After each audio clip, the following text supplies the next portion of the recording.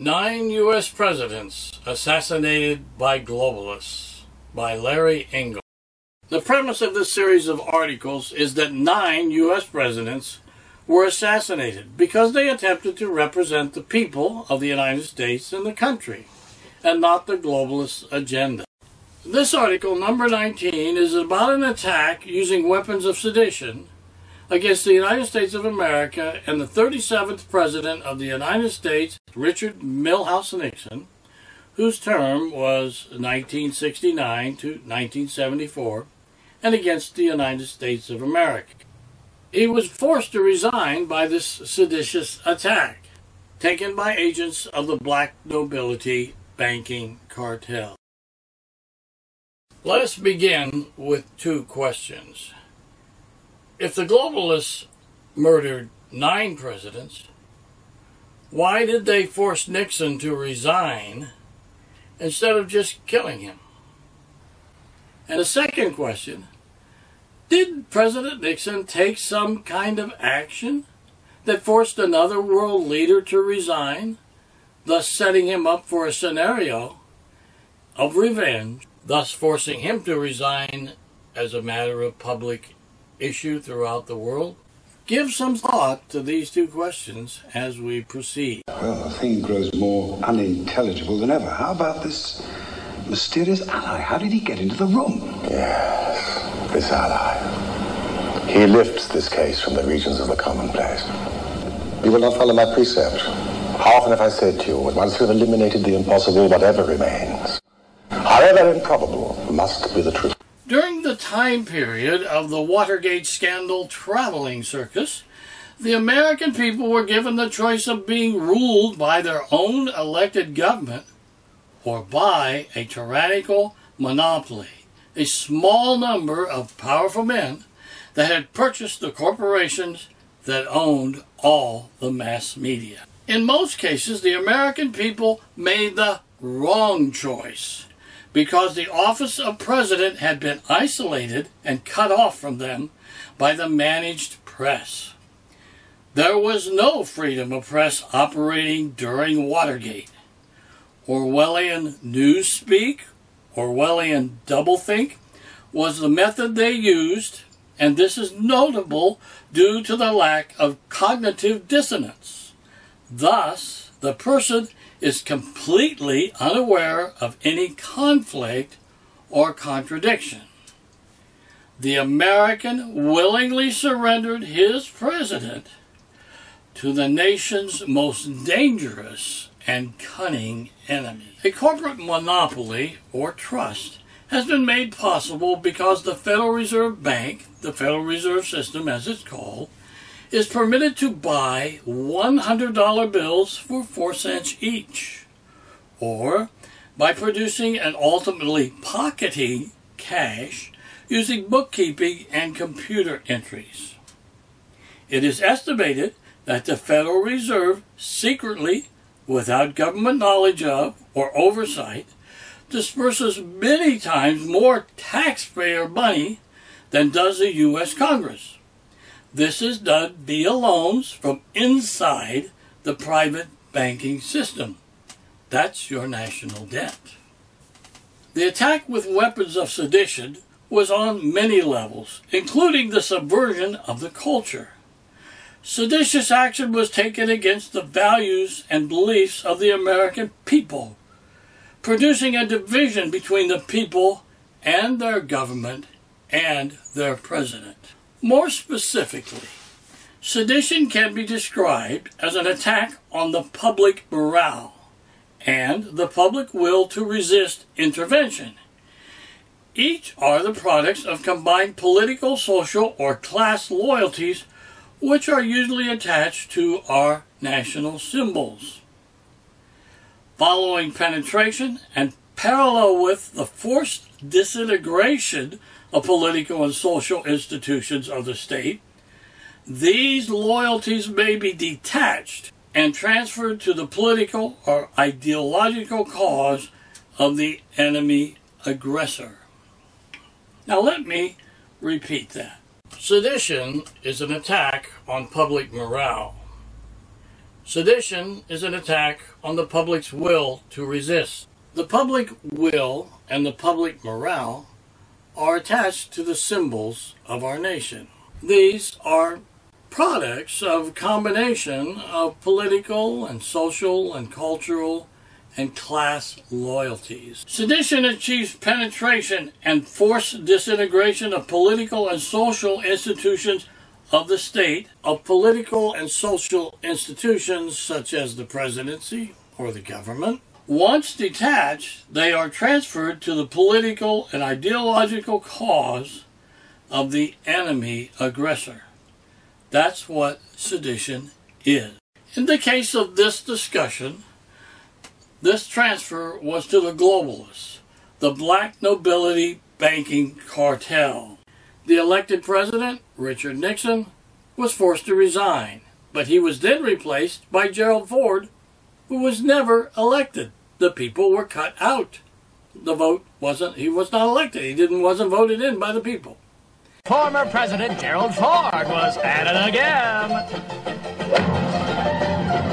Hey, who says golf isn't a contact sport, huh? But practice makes perfect. Or does it? And then President Reagan was elected, but 69 days after taking office, he was terrorized and turned into a puppet by a faked skull and bones assassination scenario. It was a coup d'etat. Good evening. I'm Fred Flubble. Now, Mr. Sloan, let me understand this so that I'm not putting words in your mouth. You believe that 2 mice are doing what? I have uncovered evidence that 2 genetically altered laboratory mice are attempting to take over the world. In the course of doing research for my new movie, I have filmed them on several occasions. Through the use of infiltrators and agent provocateurs, the operation of the 2 major political parties, both Republican and Democrat, had been transformed into an era of politics of dirty tricks.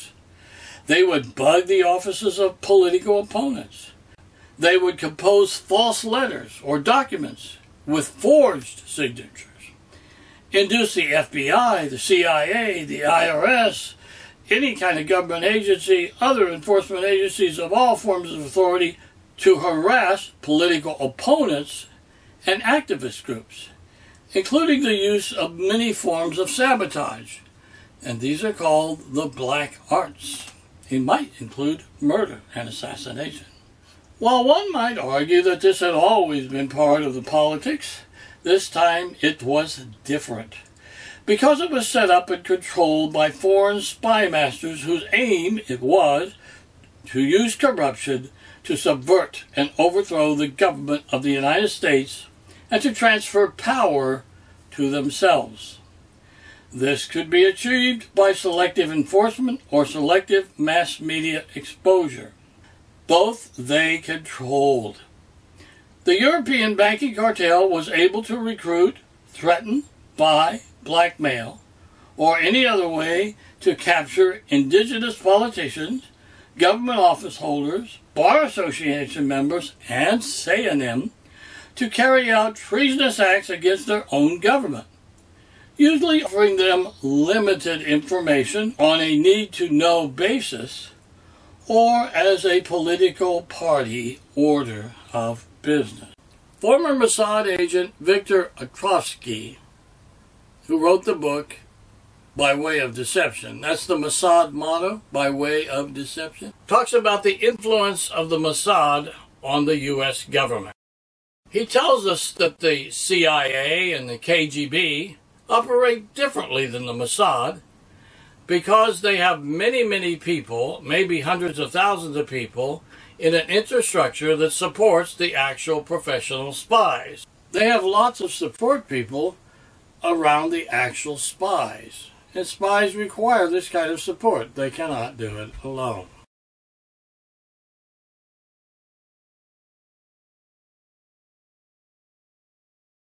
The subject of what I'm going to talk about today is the influence of intelligence on politics. That's the general trend. I'm going to speak more specific about the influence of Mossad on your government and what does that entail. I should go a little bit further back. In the creation of the State of Israel, Zionism stands for really not a religious state. It looks at Israel as Zionism is a secular movement. It's a movement to bring the Jewish people and give them a home in the land of Israel. It is not a messianic movement. So if we go back as a religious group, we have no right to the land. So there's a contradiction right there that a lot of people can't live with, and we have a problem with that.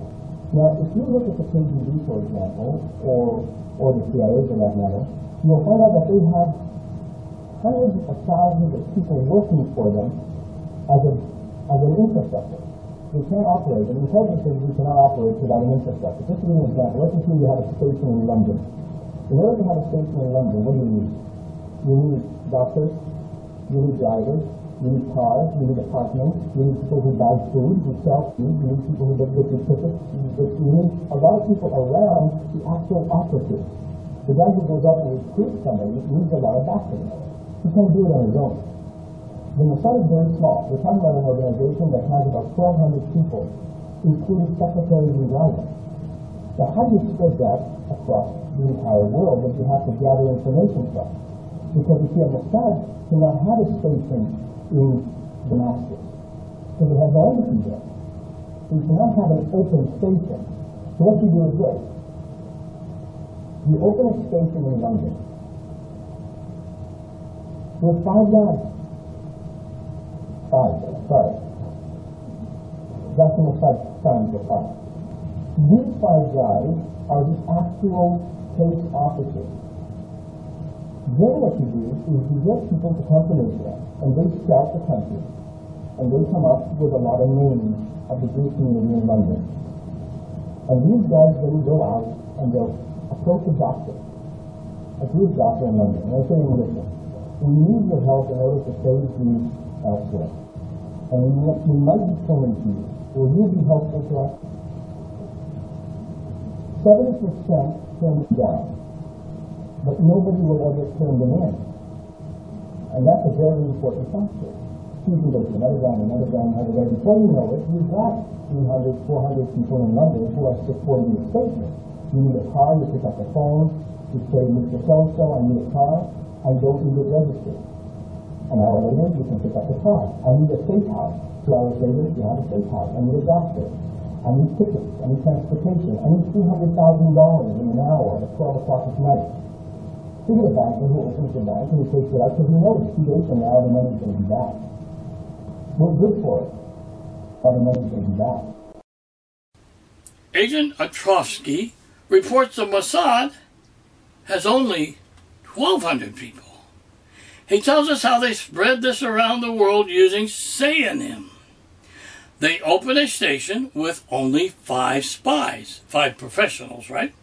Then they search the area for the most wealthy and influenced people in the local Jewish community. And what do they tell these Jewish people in the Jewish community? They tell them, we need your help to save Jews elsewhere. And we might be turning to you. Will you be helpful to us? 30% of the Jews agreed to become spies for the Mossad. However, even if they refuse, not one single Jew will ever turn the spies in. What is their approach? We need your help to save Jews elsewhere. And we might be turning to you. Will you be helpful to us? Says the Mossad. Soon there are hundreds of local Jews who are providing this foreign spy agency with everything they need on a temporary basis. Jews may do this because they were told by Hollywood of a Holocaust story. Are they dangerous to you, to your family, or your country? Are these Jews mentally ill? Are they paranoid? Or are they victims themselves? Are they harming their home nation? Or do they earn themselves a death penalty? Or maybe a padded cell?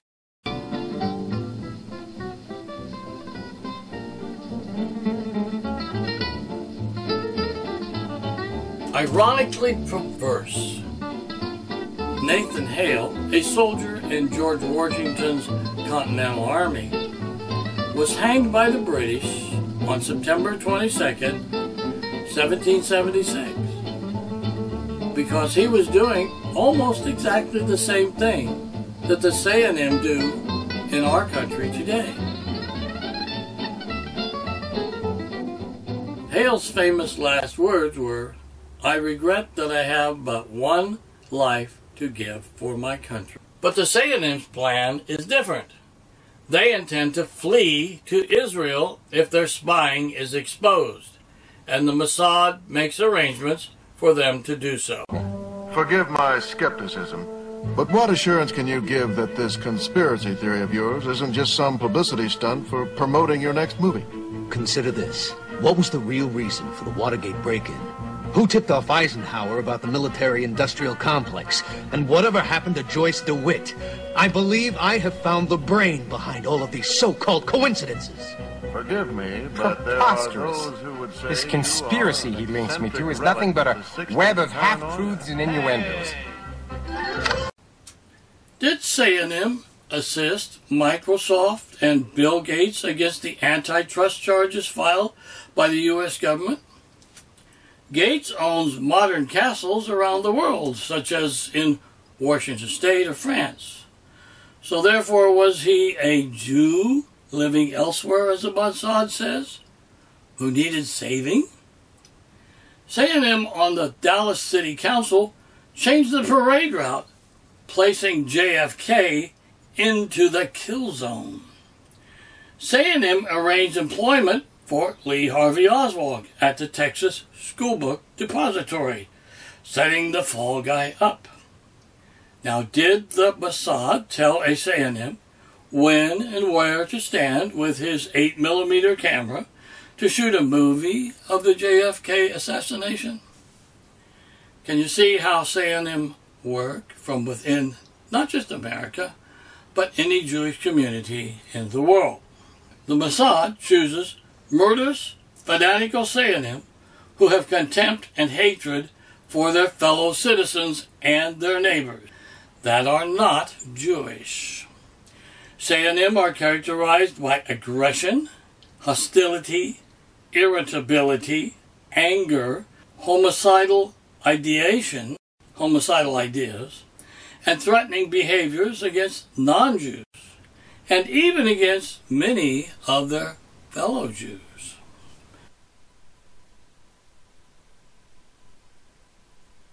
We must prepare for tomorrow night. Warbrain, what are we going to do tomorrow night? Same thing we do every night, Pinky. Try to take over the world. Watergate was a coup d'etat that was made to appear to be solely a scandal about corrupt campaign methods associated with the Nixon administration.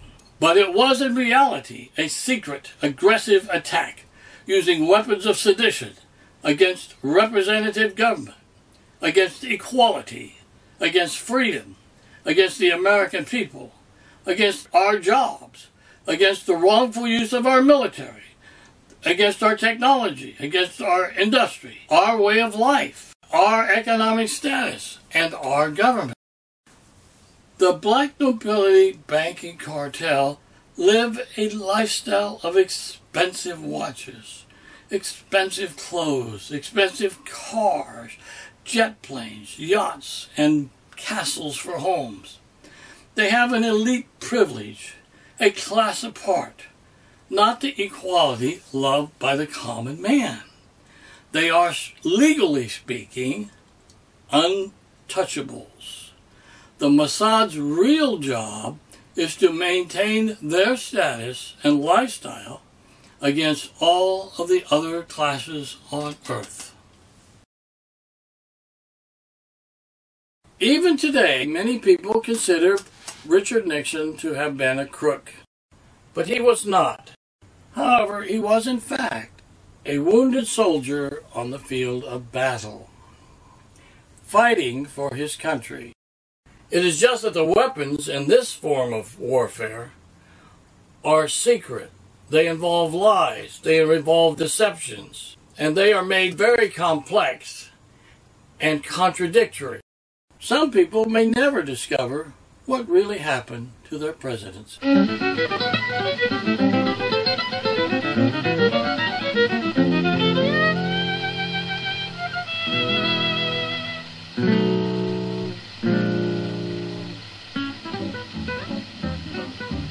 Richard Nixon said, "People have got to know whether or not their president is a crook." Well, I'm not a crook. I've earned everything I got, said President Nixon. The sedition began with a propaganda blitz against Vice President Spiro Theodore Agnew, Nixon's vice president. The bar associations have long been closely linked to the banking cartel and the corporate monopoly. Prosecutors, too, can be disbarred. When the banking cartel's wealth and power become involved, the rule of law can break down. Charges of misconduct, a long time buried, 10 years before Agnew was even Nixon's vice president, were dug up by a federal prosecutor in Maryland against Vice President Agnew. Agnew finally resigned, pleading no contest to a charge that he had not reported some income 10 years ago to the IRS.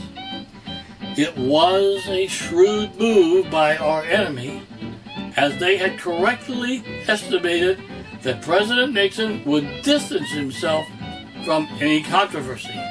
If he dumped his vice president, his administration would begin to lose credibility. He did dump Agnew, and it did. But Nixon himself was a bit of a shady character. While he was always a true American and a patriot and an anti-communist, he was also a very astute and practical politician. His attendance at Bohemian Grove testifies that he would go along to get along with the globalist agenda if it became politically expedient. But things changed for Nixon with his re-election as president in 1972.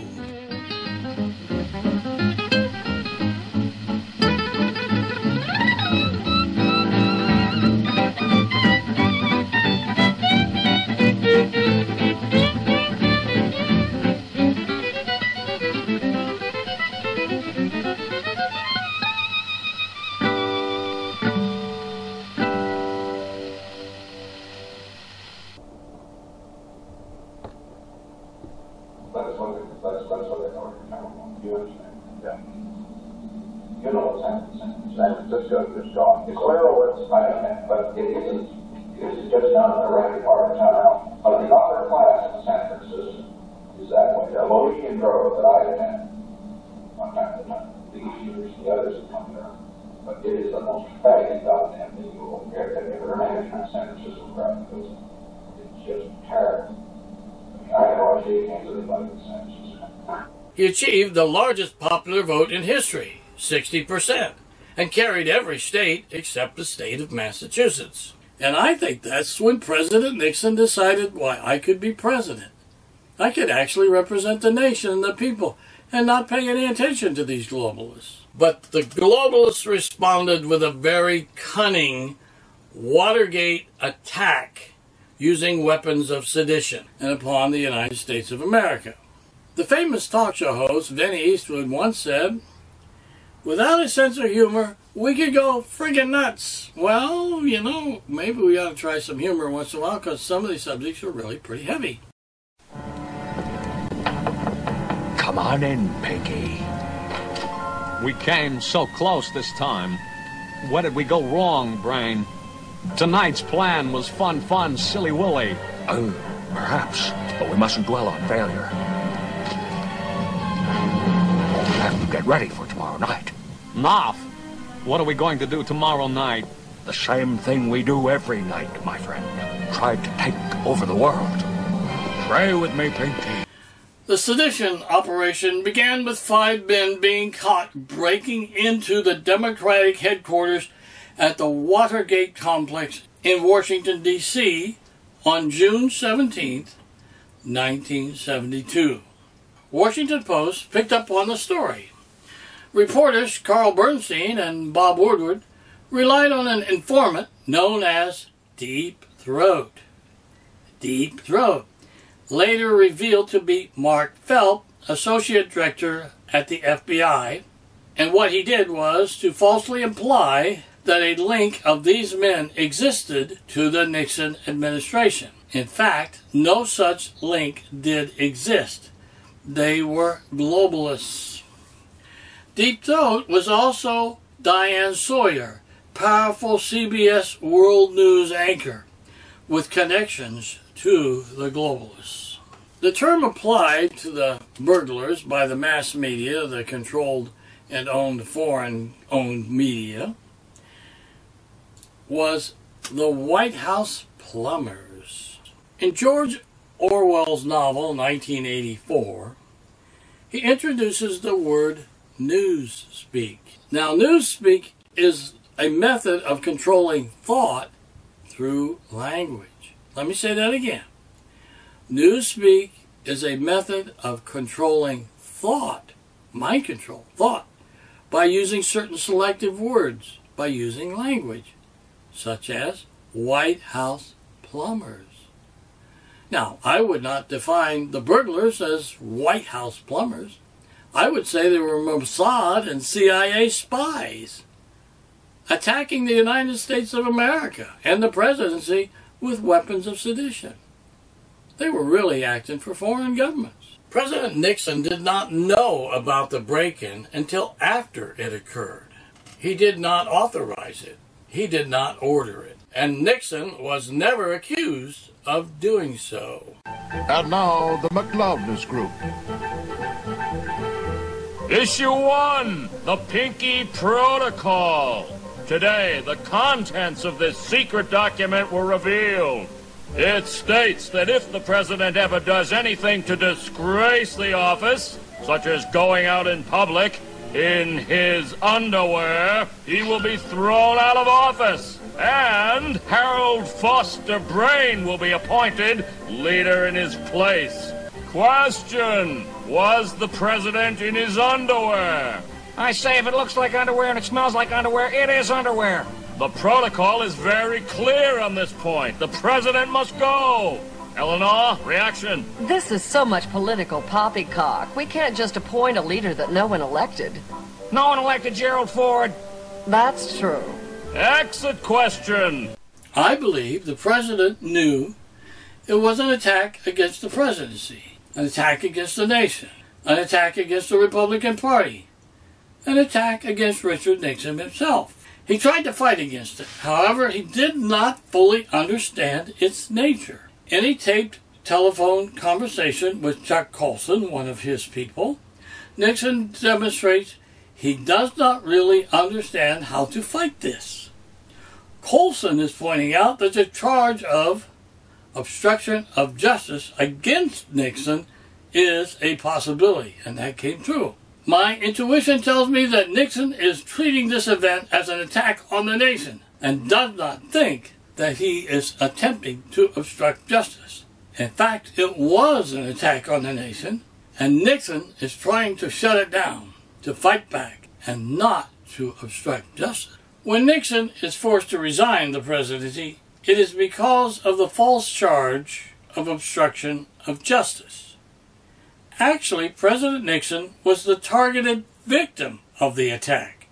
Therefore, it is ridiculous to say that Nixon was guilty of the obstruction charge. It was not in the best interest of the nation to accuse the president of obstruction of justice in this matter. Nixon had no control over the mass media and was destroyed by their cunning and expert use of newspeak. Joe Ford, a globalist puppet, became president without ever being elected, cutting the American voter right out of the loop. But as soon as the American voter got a chance, they dumped Ford. That's how Reagan got in.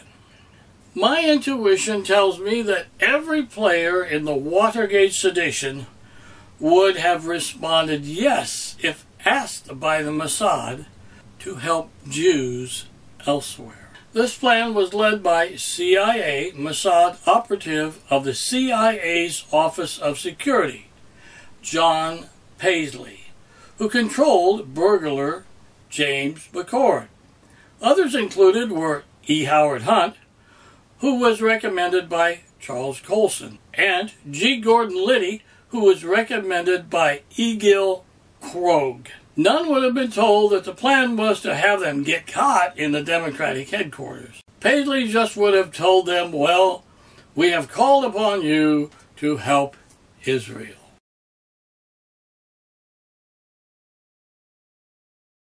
Can you see that even if President Nixon never knew anything about the break-in before it occurred, it was made into the kind of political thing that would look like that he did to many other people? Terrifying part about blackmail, Watson. The victim is afraid to fight the accusation no matter how false. Once the accusation is made, his name is smeared, sometimes his life is ruined. The plan was to put Nixon and the USA into a catch-22. A catch-22 is a paradoxical situation from which an individual cannot escape because of contradictory rules. Catch-22s often result from rules, regulations, or procedures that an individual is subject to but has no control over.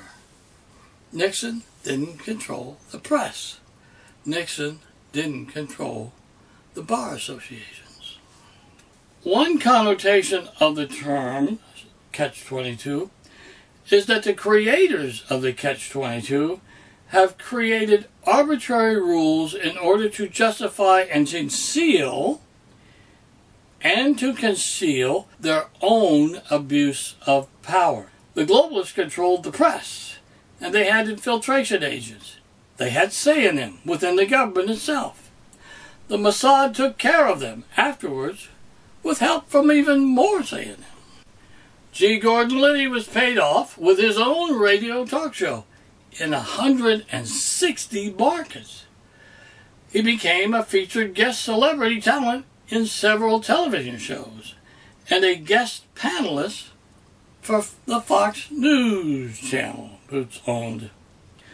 Chuck Colson was given career access to loan-controlled religious mass media as a Zionist TV evangelist. E. Gil Krogh got out of jail and was tapped as a senior fellow on ethics and leadership at the Center of the Study of Presidency and Congress, and he was also counselor to the director of the School of Ethics and Global Leadership. Hunt was associated with a deathbed confession of his participation in the assassination of JFK brought forward by his son. And he also wrote several books or spy novels that were published and sold for him by the Globalists. The mass media story blitz was handled by Bob Woodward and Carl Bernstein, saying who both were employees of the Washington Post, a corporation with high-level access to the banking cartel's controlled loans, giving them plenty of funds to exist, even if they never sold one magazine. The reporter's source was FBI Bureau's William Mark Felt, Sr. The writers called Felt, using Orwellian newspeak for their public consumption, Deep Throat. He was called Deep Throat. Felt had been promoted by FBI Chief J. Edgar Hoover, who in another article, I talk about Senator Huey Long, how he was murdered, and I found that Hoover participated in the killing of the king human sacrifice ritual that was associated with Skull and Bones assassinations. Hoover was frequently a VIP guest of the mob at the Del Mar racetrack in California. And Hoover liked to dress up like a woman, cross-dresser, some sort of mental aberration. He loved to do that. How different Hoover's behavior is compared to the character of the American people. I use my observation, my intuition, and my opinion when I compose an article. I usually write it first, and then I turn it into a video. I believe that every person involved in the Watergate operation were globalist agents, spies, synonym, infiltrators. The intention was to set up the President of the United States in a trap, a cunningly planned no-win situation called the Catch-22. These government employees and press reporters intended to betray their country and bring down the government. Our subject tonight is conspiracies. Who's behind them and who profits from them? Larry, it's a mystery wrapped in a riddle inside a burrito. What really happened on the grassy knoll? Who was responsible for polyester leisure suits? And why were there two Darrens on Bewitched? Why have we never had a satisfactory explanation? Why? I don't know. Why? Because we have never gotten to the big cheese, the head honcho, the brain behind the conspiracy. That's why. Which brings us to our second guest. It's him. It's the brain. Yes, I am the brain. And are you behind these conspiracies to take over the world, as Mr. Sloan suggests? No, Larry. Although I do hope someday to take over the world, I am in fact the victim of a hidden conspiracy. The real goal of the Watergate break-in was to steal my Peace Corps record. I must say, Mr. Brain, I find your story rather hard to swallow. If you doubt my word, I have concrete proof of this heinous conspiracy. Just look for a document called the Pinky Protocol. The Pinky Protocol? What's that? They don't want you to know. But it is a secret government document which states we've been cut off. President Nixon stated he did not know of this break-in action beforehand and did not authorize it or order it. However, Nixon would have known that both Republican and Democratic parties engaged in this kind of misconduct. Nixon was never accused of knowing about the break-in ahead of time. What he was actually accused of was being involved in the effort to quash it. This effort was what was used to force him to resign. But was he wrong to try to counter and nullify this sedition attack? My opinion would be no. This was really in the form of a coup d'etat, using weapons of sedition and infiltration and agents betraying their own country. And the president had every authority and duty to terminate any and every aspect of this operation in any manner he saw fit. However, this enemy operation was dressed up in a political costume. Republicans breaking into Democratic headquarters. This was designed to move the president into a very dangerous, hard-to-manage position. Every move he would make would seem to have political overtones. One must always keep in mind that the mass media editors had the power to drop on the cutting room floor anything the president said, and all the airtime in the world they wanted to attack him. The press could make the affair appear exclusively political and conceal from the public the more dangerous sedition against the government itself. One of the tapes Nixon recorded soon after the break-in demonstrated that Nixon had been told of the implied White House connection to the Watergate burglary soon after it took place, and he had approved plans to thwart the publicity. This was a defensive move taken by the president to protect the nation from a dangerous, seditious attack upon its power and upon its sovereignty. But with the press spin, it was made to appear a political cover-up. It was not. In a statement accompanying the release of the smoking gun tape on August 5, 1974, Nixon accepted blame for misleading the country about when he had been told the truth behind the Watergate break-in.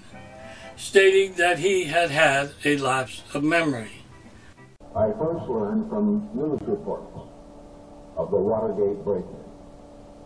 I was appalled at this senseless, illegal action. And I was shocked to learn that employees of the re-election committee were apparently among those guilty. I immediately ordered an investigation by appropriate government authorities. On September 15, as you'll recall, indictments were brought against 7 defendants in the case. As the investigations went forward, I repeatedly asked those conducting the investigation whether there was any reason to believe that members of my administration were in any way involved. I received repeated assurances that there were not. Nixon did not erase the tapes as he could easily have done, but left them for us to judge for ourselves. Today it is clear to me that the President's effort to thwart the investigation was fully justified by the danger to national security from a foreign seditious attack by an enemy within, and an attack upon the power and sovereignty of both the presidency and the nation. The attack was cunningly designed to deceive the public into believing that the only thing involved was dirty trick politics. It was not.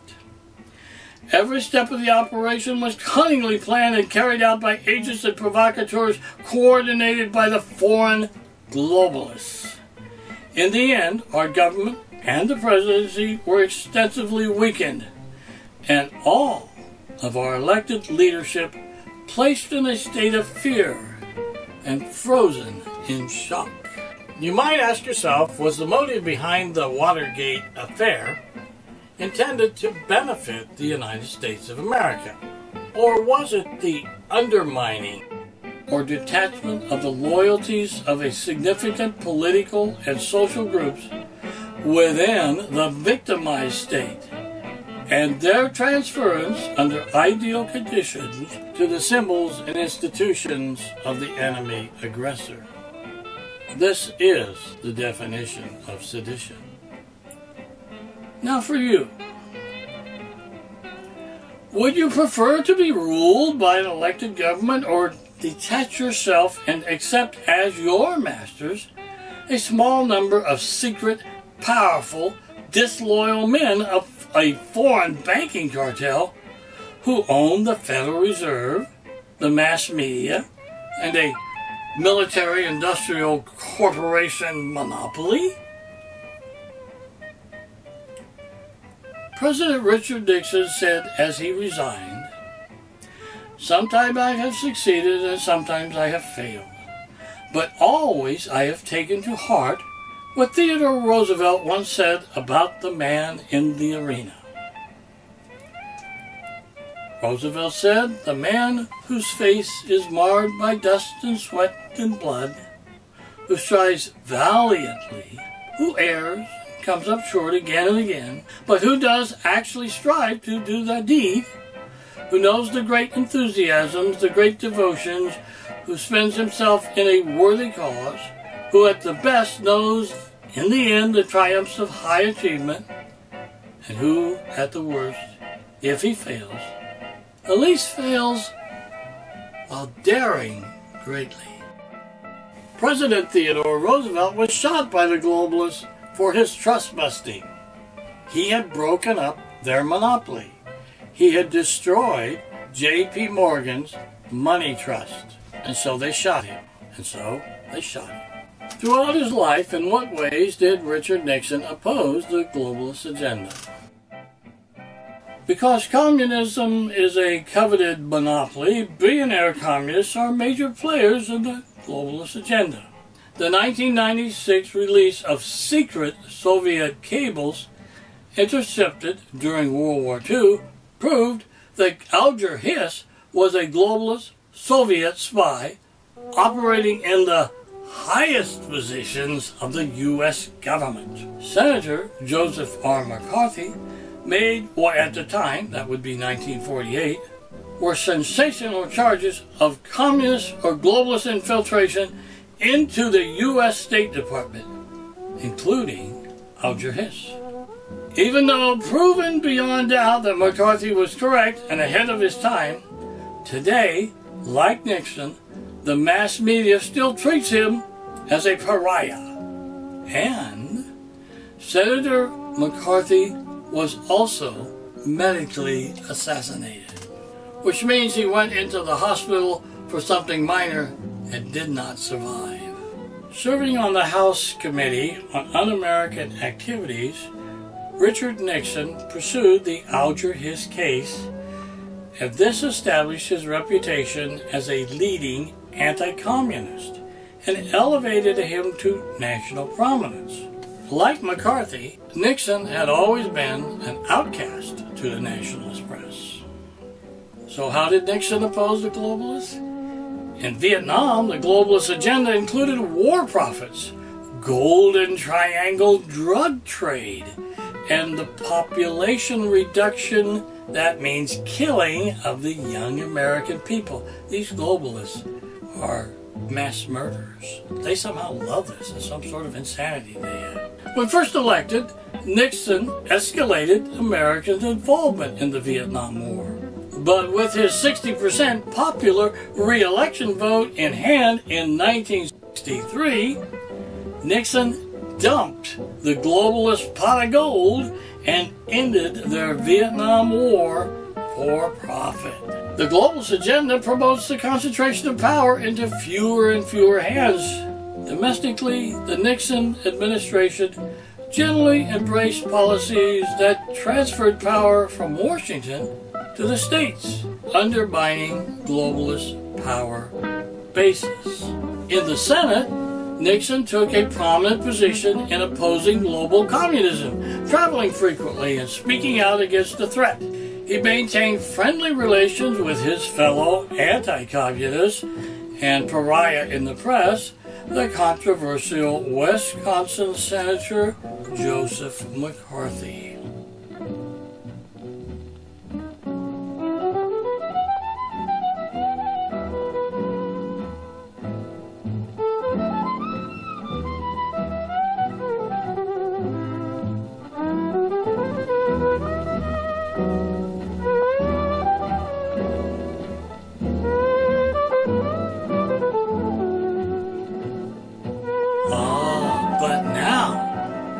In Israel, Nixon was blamed for the forced resignation of Golda Meir, fourth Prime Minister of Israel. She was described as the Iron Lady of Israeli politics and was often portrayed as the strong-willed, straight-talking, gray-bunned grandmother of the Jewish people.